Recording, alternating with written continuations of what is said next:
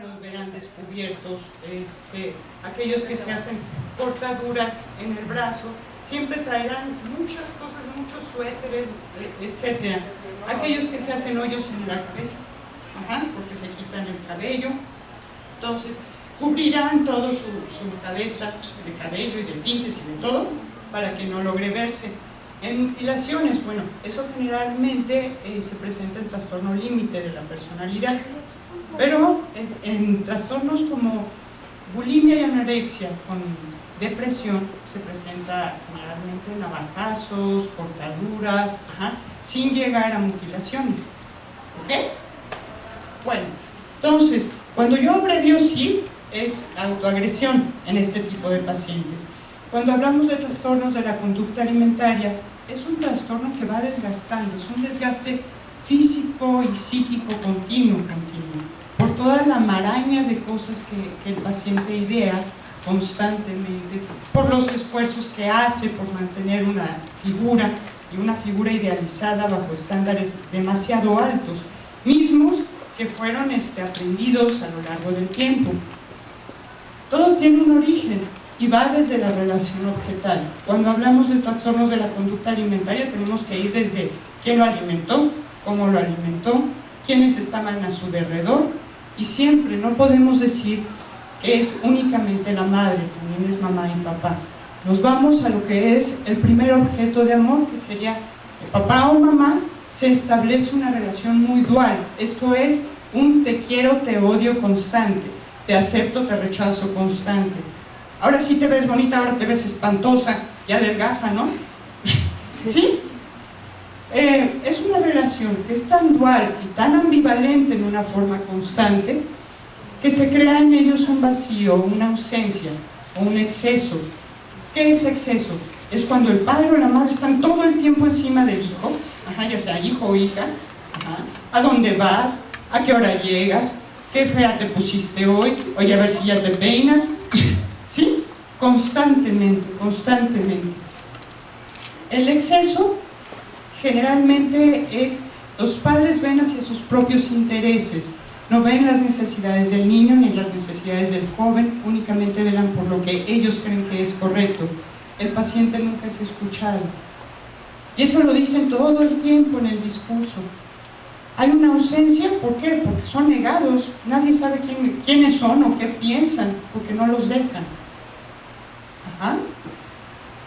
Cuando sucede esto, finalmente es una anulación del otro, una anulación del hijo, y de ahí ya es un paciente que se le está agrediendo. ¿Por qué? Porque no se le está escuchando. Esta forma de dirigirse al niño, esta forma ambivalente es la misma que ellos aprenden y lo empiezan a hacer con ellos. Ya no hay quien le agreda, pero son ellos mismos quienes se agreden. Hay estándares muy altos que los mismos padres le exigen a su hijo y que ellos mismos aprenden a adaptar esos estándares, como con su propio cuerpo. Entonces, si fueron niños que se les exigió mucho la forma en que se alimentaron, la forma en que ellos debieron de ser disciplinados, un perfeccionismo totalmente alto, bueno, a lo mejor ya el padre no le dice nada, pero ellos mismos lo empiezan a hacer. Entonces, ellos mismos empiezan a autoanularse porque no escuchan su deseo, escuchan el deseo del padre, el deseo del niño, que empezaron desde que eran muy pequeñitos. Hay una observación excesiva, hacia allá engorde un poquito más, ahora estoy comiendo demasiado. Hay un autocastigo horrible, todo el tiempo. Generalmente, ¿cómo se autocastigan? Por medio del alimento. El alimento es utilizado en exceso, o el alimento nada más no se lo dan, como es en el caso de la anorexia. Finalmente, la autoagresión también puede ser física, y esto ¿cómo es? El rechazo a sí mismo. Cuando el niño es pequeñito necesita de la madre o del primer objeto de amor. Entonces, ¿qué pasa? Se aciñe de él, está completamente inmerso en él, en una forma muy simbiótica. Cuando el niño tiene un desarrollo sano, entonces el papá logra desprender al hijo y logra así tener su autonomía e independencia. En este tipo de trastorno no es así. El niño nunca se separa de la madre, nunca se separa del padre, porque no lo dejan. Siempre están encima de él. son tratados como niños constantemente. Entonces, al no saberse reconocer a sí mismo, ¿qué pasa? Se empieza a buscar. ¿Y cómo se busca? A través de imitación e identificación, pero en un medio social. ¿Qué quiere decir? ¿Qué es lo que la sociedad exige actualmente?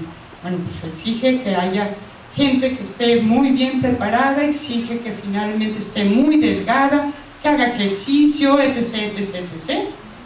Y finalmente ellos empiezan a identificar que lo mismo que la sociedad les exige aquí, es lo mismo que les exigieron acá. Entonces, pues finalmente, si ustedes ven, es un círculo nada más que se repite constantemente. Y de ahí no salen. Pero veamos las características de las figuras parentales. ¿Cómo son las madres? Las madres son muy dependientes, muy sumisas, tienen fuertes depresiones, una herida narcisista continua, son negadas también por el esposo, por lo que fueron por sus madres, por lo que fueron con sus padres. Entonces, pues no tienen el suficiente desarrollo para darle un buen sostén al niño. Si ellas no lo tienen, pues lo dejan en el abandono, lo anulan. Son controladoras, se odian a sí mismos, tienen falta de placer y generalmente son pacientes que tienen un trastorno depresivo o un trastorno psicótico. El trastorno de la conducta alimentaria, por ende, generalmente en este tipo de madres ellas también tienen este tipo de trastornos. Al tener este tipo de trastornos, pues el niño aprende nuevamente por imitación y repetición de conducta a hacer exactamente lo mismo que la mamá está haciendo. Si la mamá se abandona en una gran depresión, los niños también, y buscan cómo saciar el vacío. Acuérdense que una de las formas de alcanzar placer es a través del alimento. Si a un niño lo dejan solo, y no hay comunicación con él, buscará cómo saciar el vacío. Y una forma de saciar el vacío para ellos es a través del alimento, es la búsqueda de